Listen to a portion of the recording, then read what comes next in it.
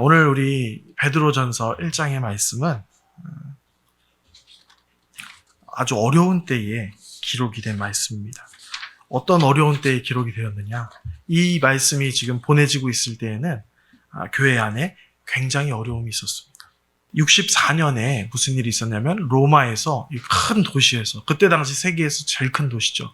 큰 화재가 있었습니다. 기름 창고에서 시작한 불이 계속 6일 동안 번져가지고 로마의 굉장히 많은 부분들이 불에 타버렸습니다. 그러니까 사람들의 마음이 어떨까요? 지금 어떻게 보면 분하기도 하고, 화재가 나본 적이 저는 없지만 굉장히 비통하고 살 털을 잃어버린 거잖아요. 그런 감정이 아주 억한 감정들이 있을 때에 그거를 이제 황제가 수습을 해야 되는데 수습이 안 되니까 어떻게 했느냐? 기독교인들이 방화를 저질렀다. 불을 질렀다. 해서 분노를 성도들에게 돌린 거예요. 그러니까 많은 사람들이 이제 기독교인이라는 이유로 잡혀서 죽게 된 거죠. 그렇게 어려운 박해가 있던 때에 이 베드로전서가 그런 시기에 보내졌던 것입니다. 그런데 그래도 64년도라면 우리가 생각해 봐야 될 게, 이 64년도가 누구 태어난 날 기준이죠? 네, 예수님 태어날 기준이에요. 예수님이 승천하셨을 때는 30년 되잖아요. 60년 되면 얼마나 지난 거죠? 30년이 지났습니다. 여기서 그럼 생각해 본다면 60년 대라면 예수님이 승천하신 지가 30년밖에 되지 않는 때라는 거예요.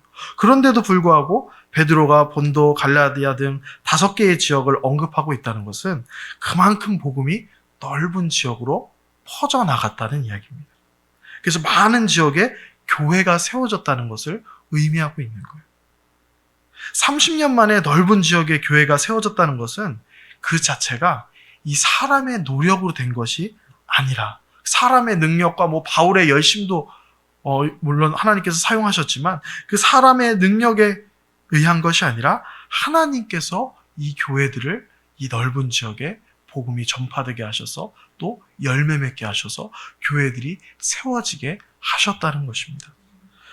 여기서 우리 목사님처럼 개척하신 분들이라면 이 교회가 세워지는 것이 얼마나 힘든지 아실 거예요. 교회 하나가 세워지는 게 이렇게 힘든데, 우리 하늘땅교회도 얼마 전에 12주년이었잖아요. 여기까지 오는데 저는 1년밖에 함께하지 않았으니까 얼마나 많은 과정이 있었을지 다는 알지 못하지만, 이 교회 하나가 세워지는데도 엄청나게 힘든데 30년 동안 교회가 이렇게 많은 지역에 30년 만에 생겼다는 것은 이 하나님의 놀라우신 은혜라는 것을 우리가 1절을 통해서 확인할 수가 있는 것입니다. 그렇다면 우리도 결국에 모든 교회는 다 하나님께서 부르시고 하나님께서 세우신 공동체라는 것을 우리가 기억해야 한다는 것입니다. 하늘땅교회 한 사람 한 사람은 하나님이 부르시고 하나님이 택하셔서 이 자리에 세우신 분들인 줄 믿습니다. 그러니까 얼마나 귀한가요? 한 사람 한 사람이 그냥 같이 교회 다니는 사람 정도가 아니에요. 옛날에 친구들 보면 쟤는 같은 반 친구, 쟤는 학원 같이 다니는 친구, 이 정도의 우리 관계가 아니라 우리는 한 사람 한 사람이 하나님께서 불러서 여기에 세워서 만나게 해주신 가장 값진 서로라는 것을 우리가 꼭 기억하셨으면 좋겠습니다. 그래서 이 본문이 이 극심한 박해로 인해서 상심해 있을 이 흩어진 성도들에게 위로를 주고 있는데, 사단의 공격으로 힘들고 괴로운 시간이 있지만 이 베드로 사도를 통해서 위로의 메시지를 전달하는 거죠. 그래도 교회는 하나님의 손에 있다. 하나님께서는 교회를 책임지신다. 이 메시지를 주시는 것입니다. 그렇다면 교회는 부르심을 받은 자들의 모임이란 뜻인데 누가 불렀을까요? 하나님이 부르셨죠. 하나님이 부르셨다면 누가 책임을 지시겠습니까? 하나님께서 책임을 지는 공동체라는 것입니다. 우리는 사실 이것만으로도 세상을 살아갈 수 있는 충분한 힘을 이미 받은 것이에요.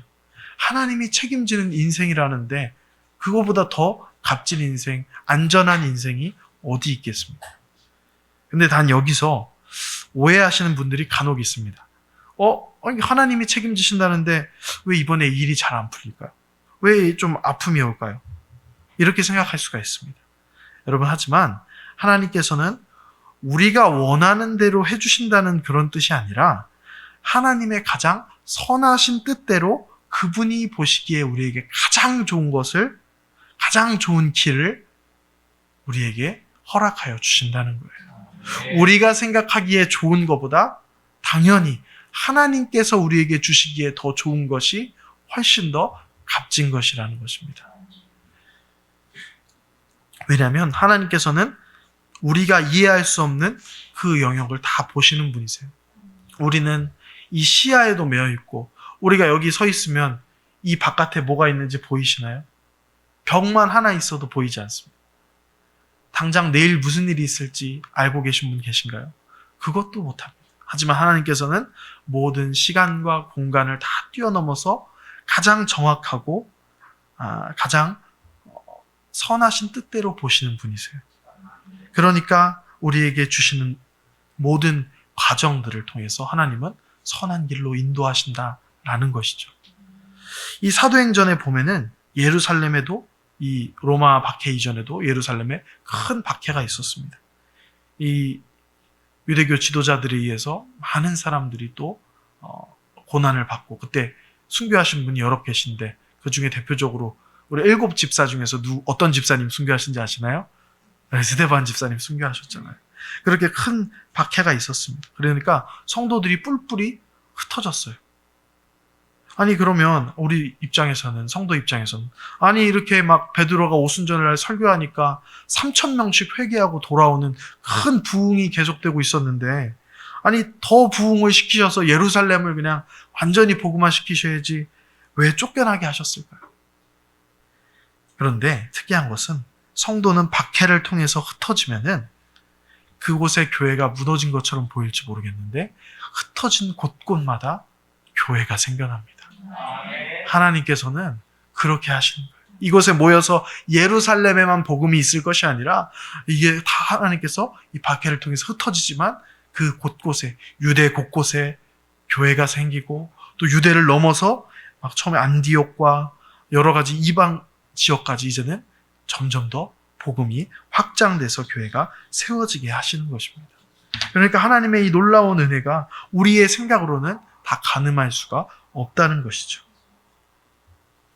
그래서 우리는 늘 생각하는 것이, 어떤 일이 있을 때 가장 먼저 생각해야 될 것은 하나님이 분명히 이 일을 통해서 선을 이루실 것이다. 하나님이 분명히 뭔가 교회를 또 세우시는 일을, 또 우리를 세우시는 일을 하고 계시는구나.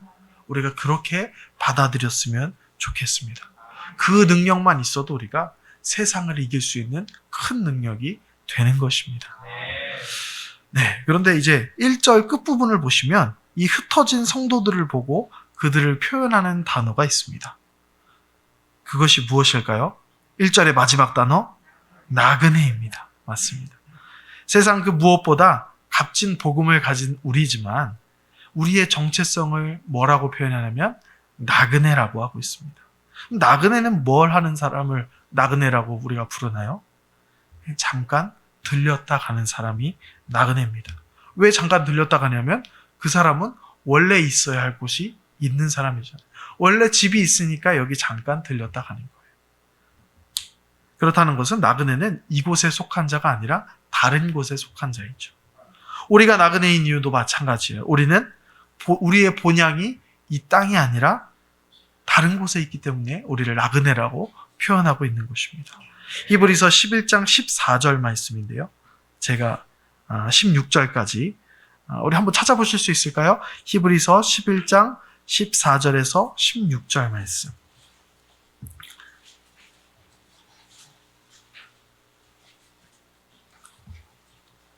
네. 히브리서 11장 14절에서 16절 말씀을 우리 한번 읽어보도록 하겠습니다. 함께 읽겠습니다. 시작. 그들이 이같이 말하는 것은 자기들이 본향 찾는 자임을 나타냄이라. 그들이 나온 바 본향을 생각하였더라면 돌아갈 기회가 있었으려니와. 그들이 이제는 더 나은 본향을 사모하니 곧 하늘에 있는 것이라.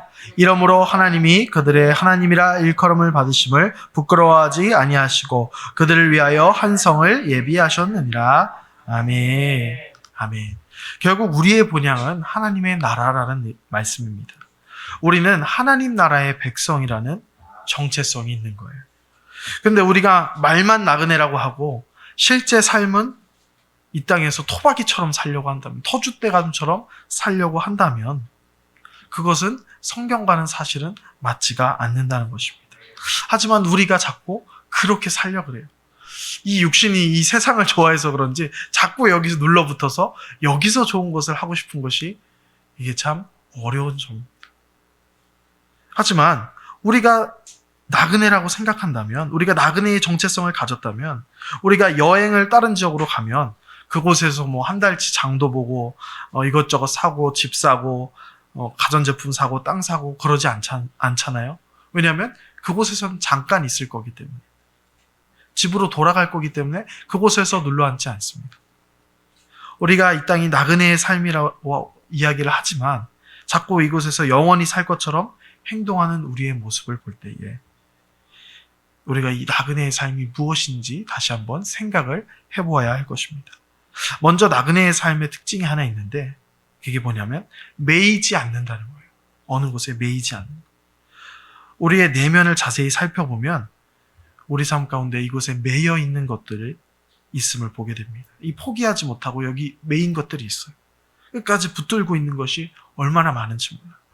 뭐 흔히 뭐 돈에 붙들린 사람도 있고요. 매여 있는 사람, 인정받고자 하는 욕심에 매여 있는 사람, 명예에 매여 있는 사람, 자녀에 매여 있는 사람, 뭐 내가 늘 생각하고 이 머릿속에 가득 차 있는 그게 바로 우리가 매여 있는 거예요. 저도 뭐 어렸을 때 생각하면은 매여 있던 게 참 많았어요. 그것이 이제 어떻게 보면 영적 싸움이라는 것을 생각하지 못했던 거죠. 어렸을 때는 이제 게임을 좋아하니까 맨날 틈이 날 때마다 게임이 생각이 나는 거예요. 맨날 하니까. 잘 때는 안 나겠죠. 그래서 잠깐 있을 때 자꾸 게임 생각이 나고, 또 뭘 좋아했냐면 이 곤충을 키우는 걸 좋아했어요. 그때 여러 가지 곤충들을 키웠었는데 이 곤충은 심지어 꿈에도 나오는 거예요. 그러면 계속 생각을 하니까 얘를 저렇게 키우고 이렇게 키워야 되는데, 그만큼 우리가 머릿속으로 계속 생각하고 있는 게 바로 우리가 매인 거예요. 물론 우리가 살면서 많이 생각해야 될 게 있죠. 직장 다니는 사람들은 직장의 일들을 생각 안 할 수는 없잖아요.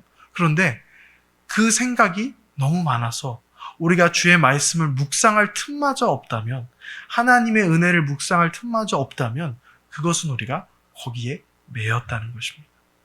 그리고 우리가 그런 것들을 계속해서 내면 안에서 발견해내야 된다는 거예요. 여러분은 그럼 무슨 생각을 가장 많이 하면서 살고 계십니까? 각자 다 다를 거예요. 하지만 결국 우리가 그것에 매여 있는 부분들이 있다는 것을 기억해야 된다는 것입니다. 근데 이 매여 있다는 것은요, 단순히 뭐 세상 것에 매여 있다 이렇게 뭐 생각을 할 수가 있는데, 사실은 우리 사역도 잘못하면 매여 있게 되는 일이 됩니다. 이 사역을 하면서도, 교회 일을 하면서도 이 나그네의 삶을 살지 못하는 경우가 있는데, 예를 들어서 목회를 하는데도 사람 숫자에 매여 있다면, 오늘 우리 성도님들이 34명 왔네, 지난주에는 36명이었는데 2명이 줄었잖아, 이렇게 매번 제가 설교를 하는데 생각을 하고 있다면, 그러면 이제 제가 어떻게 보면 그것 때문에 계속 근심하고 있다면, 그러면은 제가 사역을 하고 있지만 거기에 매여 있게 되는 거잖아요. 매인다는 건요, 얼마든지 교회 안에서도 매여 있게 될 수 있는 요소들이 있어요. 그건 우리가 우리의 내면을 잘 점검해야 될 거예요. 그렇다면 우리가 이 땅을 이 나그네로 살아갈 때에 또 이 나그네의 삶이 어디서부터 내려왔는가, 이걸 한번 또 생각해 봤으면 좋겠습니다. 이것은요, 처음부터 이 신앙의 선조들로부터 온 삶이에요. 예루살렘에서 복음을 영접하고 믿었던 선조들, 신앙의 선조들, 뭐 로마, 유럽, 소아시아의 여러 곳의 교회에서 신앙생활을 했던 그 우리의 신앙의 선조들도 똑같이 이 세상으로부터의 뭐 많은 박해가 있었고, 그들도 처음에는 세상에 매여 있는 자들이었어요.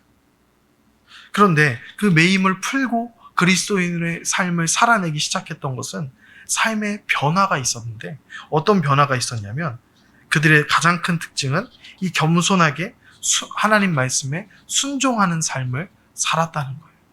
우리가 이 순종이라는 것이 하도 많이 말하니까 어떻게 보면 피상적으로 느껴질 때가 많은데 사실은 삶의 현실이 되어야 되는 가장 긴박한 문제라는 사실을 우리가 늘 생각을 하고 있어야 됩니다. 겸손하게 순종하는 삶, 이 세상 앞에서 비굴하진 않아도 겸손하게 살면서 버려진 아이들, 과부들을 섬기고 돕고 집에 가서는 남편을 겸손히 섬기고 예수님의 이 사랑을 삶의 현장 곳곳에서 실천하는 사람들이 우리 신앙의 선조들의 모습이었어요. 많은 사람들이 그 사람들의 변화된 모습을 보고 교회에 관심을 가지기 시작했던 것입니다. 처음에 교회에 관심을 가지고 교회 성도들로 오게 됐던 사람들은 화려한 건물이 아니고 특별히 대단한 교회에 권세가 있어서가 아니라 그 한 사람 한 사람 성도의 변화된 삶을 보고 그것에 큰 매력을 느껴서 거기서 예수 그리스도의 이미지를 본 거예요. 우리를 하나님의 형상으로 지으셨다고 했잖아요. 그럼 그 하나님의 형상이 우리 안에서 예수 그리스도를 인한 이 말씀의 순종으로 인해서 점점 더 회복될 때에 사람들이 그것을 보게 된다는 것입니다. 그래서 우리의 삶의 매력을 느끼고 우리에게 교회가 무엇인지 예수님이 누구인지를 관심 갖게 된다는 것입니다. 그래서 베드로전서 2장 11절에서 12절에도 이렇게 적혀져 있습니다. 이건 제가 읽어드리겠습니다. 사랑하는 자들아, 거류민과 나그네 같은 너희를 권하노니 영혼을 거슬러 싸우는 육체의 정욕을 제어하라. 너희가 이방인 중에서 행실을 선하게 가져 너희를 악행한다고 비방하는 자들로 하여금 너희 선한 일을 보고 오시는 날에 하나님께 영광을 돌리게 하려 함이라. 아멘. 그래서 우리가 이 목적, 우리의 삶의 이 모습도 변화해야 되는 그런 목적을 하나 가져야 되겠는데 그러기 위해서 우리가 훈련을 받아야 됩니다. 하루아침에 바뀌는 것이 아니에요. 단계가 필요합니다. 그러기 위해서 우리가 크게 두 가지 훈련을 시작해야 되는데 첫 번째로는 이 물질을 내려놓는 훈련이 필요해요. 그것이 바로 예물과 연보를 드리는 게 바로 우리의 훈련 중에 하나라는 것이죠. 사도행전을 보면 초대교회 성도들이 자신의 물건들을 필요한 자들에게 내어주고 함께 사용하는, 통용하는 그런 모습을 볼 수 있습니다. 이 자기의 것이 이제는 하나님의 것이 되었기 때문에 물질을 연보로 내어놓을 수가 있었던 것입니다. 저도 처음에는 이 용돈 10,000원에서 1,000원 11조 드리는 건 쉬웠어요. 근데 이제 100만 원에서 10만 원 드려야 되고 200만 원에서 20만 원 드려야 되잖아요. 그때부터는 이제 물론 드리죠. 그런데 1,000원 드릴 때처럼 이렇게 슉 이렇게 가볍게 이렇게 가벼운 마음으로 드린 게 아니라 살짝씩 한번 생각하고 가는 거죠. 이번 달 카드값 얼마였더라? 한번 생각하고 그래도 어제 기쁜 마음으로 드리지만 한 번씩 생각이 나는 거죠. 그게 물론 그만큼 어렵다는 거예요. 하지만 그래도 이게 내 것이 아니라 전부 하나님의 은혜이니까 하나님께 영광을 돌리자라는 마음으로 지금까지 예물을 드리는 생활을 해왔고 훈련을 멈추지 않았습니다. 그러니까 돈이 부족한 일은 생길 수 있어도 그 돈에 매이는 일은 일어나지 않는 것이죠. 돈이 부족한 것과 매이는 것은 다른 거예요. 돈이 부족해도 하나님의 은혜가 크심을 알면 돈에 매이지 않습니다. 돈 때문에 근심하지 않아요. 이 예물을 통해서 우리가 이 물질적인 부분의 훈련이 이 나그네로서의 삶의 훈련이 필요하다는 것입니다. 두 번째로는 내 자아를 내려놓는 훈련이 필요해요. 내가 주인이 되고자 하는 이 자아가 아주 강합니다.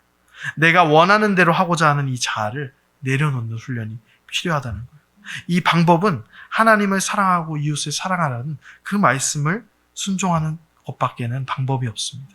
내 자존심과 내 자아를 내려놓고 영혼을 섬기는 그 자리로 낮아져서 들어갈 때에 우리가 예수님의 그 능력과 은혜를 많이 경험하게 되는 것이죠. 내가 알던 이 사람이 예수님 믿고 참 변했다. 더 오래 참고 더 사랑이 많아지고 더 행복해지고 더 겸손해졌다. 이런 변화들이 보일 때 교회가 계속해서 부흥했던 것이죠. 이 엄청난 전도의 역사, 구원의 역사들이 우리 성도들의 이 삶의 실천을 통해서 일어나기 시작했다는 것입니다. 우리가 단기 선교를 갈 때에 단기 선교 다들 가보신 적 있으신가요?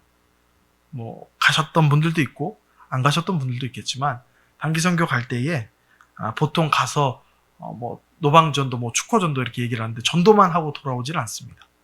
거기에 갈 때 꼭 보통 준비하는 게 있는데 뭐냐면 지역 공동체를 어떻게 섬길 것인가 이것을 꼭 준비하고 들어가요. 저도 대학생 때 이제 동아리가 하나 있었어요. 이제 낙도 선교회라고 있었는데 제 이름이랑 관계 있는 게 아니라 이제 낙도 지역에 들어가서 섬에 들어가서 이제 선교를 하고 일주일간 선교하고 돌아오는 건데 결국에는 보통은 할머니 할아버지들이 많아요. 그러니까 할머니 할아버지들을 생각할 때는 거기에는 뭐 파스도 가지고 가고 홍삼 캔디도 사갖고 가고 가서 안마도 해드리고 이렇게 지역에서 필요한 것들을 섬기기 위해서 준비하고 들어가는 거예요. 그만큼 우리가 예수님의 삶을 훈련받기 위해서 이 나그네로서의 삶을 훈련받기 위해서 내 자아를 내려놓고 가는 그것은 다른 이들을 섬기는 삶을 통해서 점점점 훈련이 되어 간다는 것입니다. 그리고 이제 그 다음으로 이 나그네에 대해서 또 수식하는 단어가 있습니다. 그것이 무엇이냐면 어떤 자들이냐 하면 택하심을 입은 자들이다 라고 말씀하고 있습니다. 우리는 본문 2절에 보면 곧 하나님 아버지의 미리 아심을 따라 성령이 거룩하게 하심으로 순정함과 예수 그리스도의 핏부림을 얻기 위하여 택하심을 받은 자들에게 편지하노니 은혜와 평강이 너희에게 더욱 많을지어다. 택하심을 얻은 우리예요. 하나님께서 세상에 이 하나님의 사랑, 예수 그리스도의 은혜를 나타내는데 이 쓰시기 위해서 우리를 택하셨어요. 하나님의 그 놀라우신 사랑과 그 역사들을 보여주시기 위해서 우리를 특별히 하나님의 의지를 가지고 우리를 택하셨다는 거예요. 우리를 사랑하시기로, 언제까지 사랑하시기로 작정하셨을까요? 영원히 끝까지 사랑하시기로 하나님께서 작정하시고 우리를 택하신 거예요. 이것이 얼마나 놀라운 은혜인지 이것을 우리가 놓쳐서는 나그네로서의 삶을 살 수가 없다는 거예요. 나는 완전히 하나님께서 나를 큰 의지를 가지고 택하셨구나 라는 것을 우리가 늘 기억해야 된다는 거예요. 이 택함을 받았다는 것은 오직 하나님의 은혜로 됐다는 것이고 우리가 뭐가 잘났다는 게 아니고요. 공부를 잘해서 뭐 얼굴이 잘생겨가서가 아니라 하나님께서 그저 우리를 사랑하시기 때문에 택하셨다는 이 놀라운 은혜가 있다는 것입니다. 그 선하신 의지대로 우리를 구원해 주셔서 지금 이 순간에도 우리는 하나님의 선하신 계획 안에서 거하고 있다는 사실을 꼭 기억해야 하겠습니다. 하지만 이 나그네의 삶은 막 이렇게 얘기하니까 할 게 많구나, 순종해야 될 게 많구나 이렇게 생각하면 고되고 힘든 것 같지만 사실은 그렇지 않습니다. 2절 마지막 부분을 보시면 은혜와 평강이 너희에게 더욱 많을지어다 라고 말씀하고 계세요. 하나님께서 은혜와 평강을 허락하여 주시기 때문에 이 나그네의 삶이지만 우리의 삶은 부족함이 없는 삶이 되었다는 것입니다. 하나님으로 인해서 채워짐을 이 경험한 사람들은 무슨 일이 생겨도 두렵지 않아요. 흔들리지 않습니다. 광야에서 이스라엘은 아무것도 가진 게 없었습니다. 하지만 무엇으로 살았나요? 하나님이 주시는 만나와 메추라기로 살았습니다. 그것으로 인해서 부족함이 없었어요. 우리도 우리의 삶이 마찬가지예요. 하나님의 은혜와 평강이 우리에게 늘 주어지는 삶이에요. 하나님이 택하셔서 세우신 이 교회는 항상 하나님의 은혜와 평강이 임하는 공동체입니다. 우리가 이것을 바라보고 늘 기억하지 않으면 자꾸 불안이 틈타는 거예요. 이미 우리에게 주어진 이 평안을 우리가 늘 붙잡고 있어야 된다는 거예요. 이제 말씀을 정리하겠습니다. 몇 가지 질문을 드리자면, 다시 기억해 보자면, 우리가 이곳에 무엇으로 보내졌다고 말씀하고 있었죠? 나그네로 보내졌습니다. 그렇다면 우리가 왜 나그네인가요? 우리의 원래 소속은, 우리의 원래 본향은 여기가 아니라 어디죠? 하나님의 나라이기 때문입니다. 그래서 우리는 세상에 매이지 않는 삶을 살아갈 수 있는 자가 되었다는 거예요. 세상 사람들은 여기에 매일 수밖에 없어요. 볼 수 있는 게 여기밖에 없기 때문에 세상 사람들이 여기에 매여서 사는 것 어찌 보면 당연한 일입니다. 하지만 우리는 여기가 본향이 아니기 때문에 여기에서 매이지 않는 삶을 살아가도록 우리에게 오늘도 말씀을 해주고 계시는 거예요. 그래서 첫 번째로 우리가 물질의 부분을 예물과 연보를 통해서 훈련받고, 또 두 번째로 우리의 자아를 내려놓는 부분은 우리가 계속해서 섬김과 또 하나님을 사랑하는 이웃을 사랑하는 이 훈련을 통해서 우리의 자아들을 내려놓을 수 있도록 훈련을 받아야 우리가 점차 하나님이 기뻐하시는 나그네의 삶의 모습으로 갈 수가 있다는 것이었습니다. 그래서 우리가 삶의 모습에서 우리의 삶을 오늘 말씀을 통해서 점검해 보아야 되는데, 내 삶의 모습에 겸손이 나타나 있는가? 이것을 먼저 확인해 보시고, 또한 내 내면을 살펴볼 때에는 내가 하루 종일 가장 많이 생각하는 것이 무엇인가? 우리가 이것을 또 점검해 보았으면 좋겠습니다.